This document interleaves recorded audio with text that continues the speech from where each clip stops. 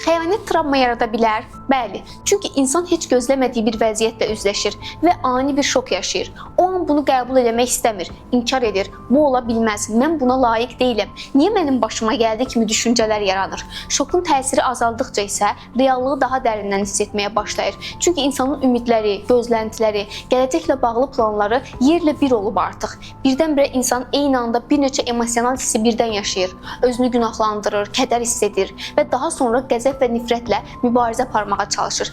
Əlbəttə, travmatik təsir insandan insana dəyişir. Emosional bağlılıq nə qədər güclüdürsə, travmatik təsir bir o qədər çox ola bilər. Xəyanət travma yarada bilər? Bəli, çünki insan heç gözləmədiyi bir vəziyyətlə üzləşir və ani bir şok yaşayır. O an bunu qəbul etmək istəmir, inkar edir. Bu ola bilməz, mən buna layiq deyiləm. Niyə mənim başıma gəldi kimi düşüncələr yaranır. Şokun təsiri azaldıqca isə reallığı daha dərindən hiss etməyə başlayır. Çünki insanın ümidləri, gözləntiləri, gələcəklə bağlı planları yerlə bir olub artıq. Birdən-birə insan eyni anda bir neçə emosional hissi birdən yaşayır. Özünü günahlandırır, kədər hiss edir və daha sonra qəzəb və nifrətlə mübarizə aparmağa çalışır.